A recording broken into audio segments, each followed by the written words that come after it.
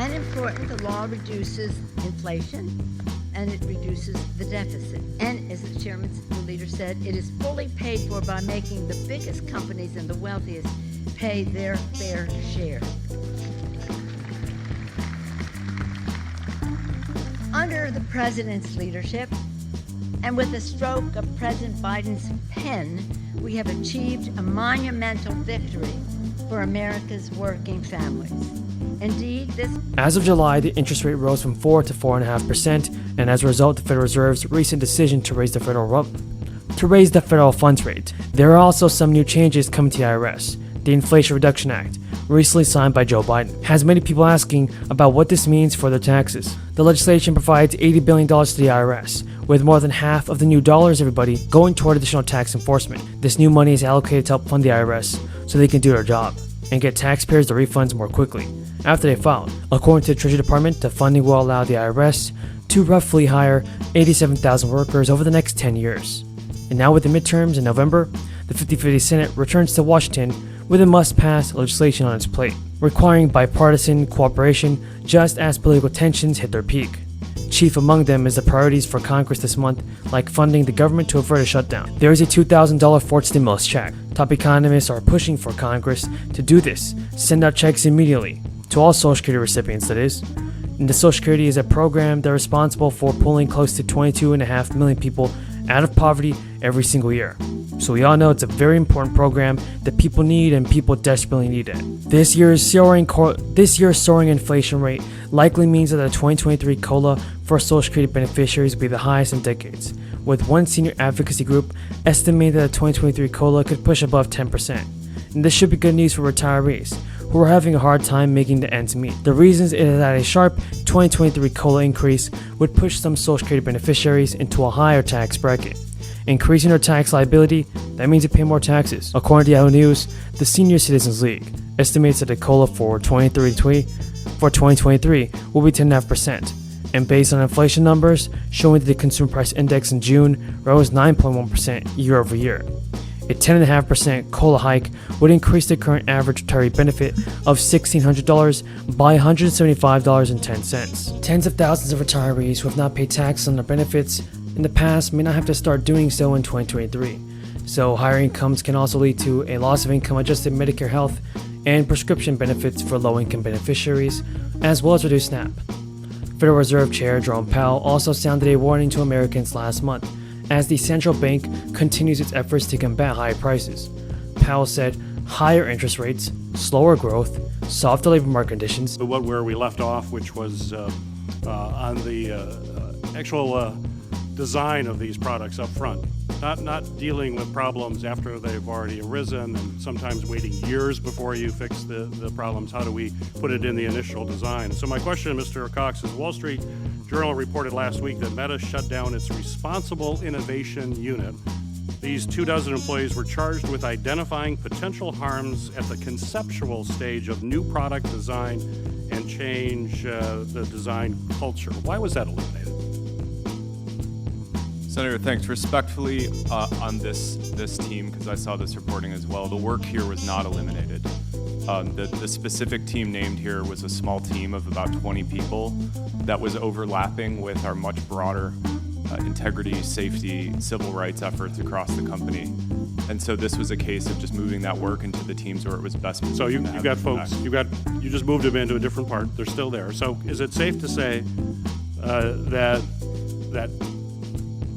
this is happening across your platform with your design team? Is everybody on the design team, are they compensated based on the trust and safety of the products that you're putting out? Is that part of the metric? Senator, when we look at health of any product, we'll look at trust and safety as a part of that. We'll look at security, we will look at relevance, we will look at a holistic set of metrics, both quantitative and qualitative. No, I know. So let me be because of the time, because I'm going to hold everybody to 7 minutes here. So in the time, with the metric to determine compensation, does an individual in that metric, do they get compensated based on something related to safety and trust? Is that part of the actual, when they get their bonus at the end of the year, safety and trust part of that compensation? Senator, so for bonuses, we'd Just have... say yes or no. It is a part of how we look at the health of the product, which It's is part. It's related. an actual line.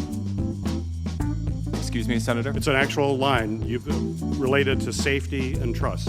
Trust and safety metrics are And part if of a product goes out that causes a lot of problems, they're going to be penalized for that financially? Senator, we wouldn't launch a product if we believe it was about to be unsafe. You wouldn't? Once we do launch products, we evaluate things like prevalence, things like reports, and a whole host of metrics in order to understand the health of the product from a safety perspective. But do people that get compensated related to safety and trust? It's just yes or no. You said yes, they do. I'll go down. Mr. Mohan? Senator, building in trust and safety into our products is not just an integral part of our goals, so top-line metrics, it's our #1 priority, but it's also built into the product development process. So I know it's in the process. I just want to know the compensation. Are they compensated specifically because they are working on trust and safety? Is every employee in your product team doing that? Yes or no? If an employee builds a product that doesn't factor into account trust and safety, we simply would not launch that product for our users. So we heard today that people had questions about launching of products, and they still got launched. The U.S. Bureau of Labor Statistics released March unemployment numbers, putting the national jobless rate at 3.6%, dropping 2.4 points from a year ago. The new figures show the extent the U.S. job market has recovered from the crisis after it took hold in the United States over 2 years ago. A total of 15 states had lower unemployment rates, with some seeing new lows. Nebraska and Utah had the lowest jobless rates in March, with each at 2%. Those were followed by Indiana at 2.2% and Montana at 2.3%. President Biden has seen sagging poll numbers as well as inflation has reached record highs. So, do you think that President Biden can take care of inflation? Tell me in the comments down below. And women who live in rural America, where there are many maternal care deserts, they are about 60% more likely to die. And a big factor which contributes to these outcomes, of course, is systemic inequities.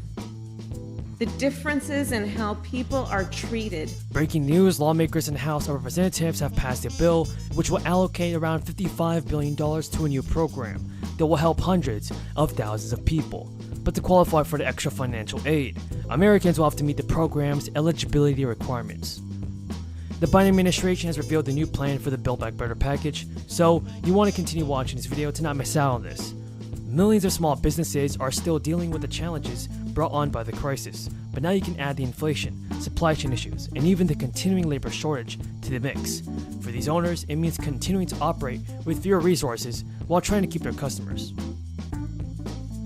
One way they can keep going is by applying and getting timely grants designed to help their industry, which is what the House of Representatives has done with a bill called H.R. 3807.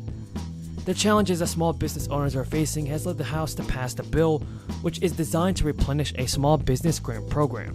With this bill, the $55 billion fund will help many deserving small businesses out. The House of Representatives is earmarking $42 billion for restaurants, food trucks, and wineries. The $55 billion the House passed will be more than welcomed by small business owners.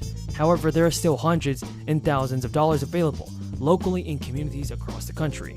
You can apply for the grants from $2,500 to $25,000 in several cities and counties. These grants address everything from renovation projects to freelancers. Now definitely make sure to claim this extra crisis relief money if you're eligible for it. Now President Biden also plans to spend $1.58 trillion of the $5.8 trillion in his proposed 2023 budget to bolster America's defenses and maintain robust economic growth, while also addressing inflation by lowering the federal deficit and costs for working families. President Biden is sending Congress his top-line tax and spending requests for the next fiscal year, which includes $773 billion for the Department of Defense. During a new press conference, President Biden said budgets are statements of values, and the budget I am releasing today sends a clear message that we are fiscally responsible. Presidential budgets are meant to be an opening bid by the White House in annual negotiations. President Biden is leaving a giant space for the cost of any potential climate and spending bill, previously known as the Build Back Better. With last month's consumer price index landing at 7.9%, Biden Biden and his top economic advisors are acknowledging that inflation is eating consumers' purchasing power. But if they are insisting that the high prices will drop next year, and they blame most of the increase on disrupted supply chains and the crisis overseas. President Biden said that America was not immune to the worldwide inflation that has followed the crisis. The plan is to increase the deficit under the $1 trillion over 10 years through higher taxes. Inflation is also expected to run at 4.7% for 2022. Last month, I also worked through a lot of the other earmarks that we were able to secure, so you can feel free to look that up. That information is available on our website. But this was the main climate-related one. We also were able to secure $3 million to build out a new OBGYN unit at Elmhurst Hospital and address our maternal mortality crisis, as well as $800,000 at Jacobi Hospital for a violence interruption program that we have already seen to reduce reoccurrence of incidents of violence and crime by over 50%. It's already proven to be more effective than any policing intervention that we have in the books at reducing crime and reducing incidents of violence. We're really excited about that. Now, in addition to the Green New Deal project that we secured right here at home, we also worked with a lot of other members of Congress as well to see if we could launch Green New Deal projects across the United States and use this as a conduit to help do that. And we're going to make the big announcement next week, but I'm giving you guys the scoop right here since this is our town hall. We've identified 79 Green New Deal projects across the United States will be starting this year and in the next year. So we're really, really excited. The mic needs to go on the stand. Pardon? The mic needs to go on the stand. Now the mic needs to go on the stand. I'm getting more regulations by the minute here. Okay. So I'm we're really excited about this, and I believe that it's really just a testament to when people say that we can't, watch us work. Watch us work. What they're saying is that we can't do it the traditional way. You know, maybe, can you get 218 votes on the House floor on this specific resolution? If they may say we can't do that, it doesn't mean that we can't do the thing, period. And so we're going to find creative ways and alternatives to make sure that we can get this done. And that's really what we're really excited about and being able to accomplish today. So we've got that going on in terms of environmental justice for Astoria. Now I want us to kind of zoom back down to the micro. We know the big goals that we have. We have to draw down emissions. So there is a new way for Social Security recipients to increase their monthly benefits by $800. If you guys want to get the latest news about this fourth stimulus check for Social Security beneficiaries, just continue watching this video. If you are a senior, Social Security, SSI, SSDI, or VA beneficiary, then make sure to watch until the end, because this is how you can receive extra stimulus money next month. Everybody, we all know the lawmakers want to get President Biden's agenda passed as soon as possible. But Congressional Progressive Caucus leaders are now urging the Democrat-controlled Senate to pass President Biden's Build Back Better package by March 1st. Representative Pramila Jayapal said in the months since negotiations around the Build Back Better Act stalled, the case for this legislation has only become more urgent. There is agreement among Senate Democrats on significant parts of this bill: climate action, the care economy, and lowering health costs. There is agreement on the need to reducing costs facing ordinary Americans, and that is exactly what the Build Back Better Act does. So the Congressional Progressive Caucus has been a leading force at the negotiating table during months of lapsed deadlines to pass the massive spending package. Progressive lawmakers have consistently urged two centrist holdouts in the upper chamber, like Manchin and Sinema, to get on board, and with the rest of the Democratic caucus and the majority of House Democrats to send this bill out. Biden's bill would greatly help so many Americans, so I do agree that Manchin and Sinema can make a big positive impact on the country. The good news, though, is that in recent weeks, lawmakers have become more vocal in their desire to see results on passing Biden's agenda. President Biden has already told reporters that he will likely have to break up his plan to invest in social programs and climate policy.